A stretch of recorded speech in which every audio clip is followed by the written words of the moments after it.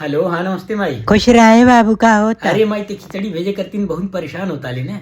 हम यहीं बैठे बैठे ऐसा दिमाग लगौले ही माई कि खिचड़ी सक से पहुंच जाए। हैं ते पिछले सलियों अपने दिमाग बस खिचड़ी पहुंचावता ले बाबू, कम लगाओ तनी। अरे माई पिछले सलिए छोड़ माई, हम हूँ एमएससी कहले बैठी माई गणित से। ते एमएससी कैले बाटे हम तोर माई है। सुन एक बेर खाली सुन ले माई। देख हमें क्या जगह खिचड़ी पहुंचाएगा।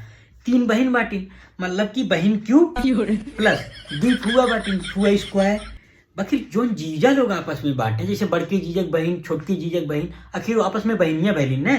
तो हाँ, तो वो बहन स्क्वायर उन्हों हो गए प्लस तीनों जीजा के एक ठो फुआ बाटी, तो फुआ क्यूब हो गई। और जब हाई अपने फुआ स्क्वायर और 2 फुआ से जीजा लोग के 2 फुआ कट गई। ए बाबू जल्दी टिकस निकाल के घरे चली आओ, हमें गणित नहीं पढ़ाओ, जब तोर मेहरारू आई ओके पढ़ावे। ठीक है, जो आज्ञा माते।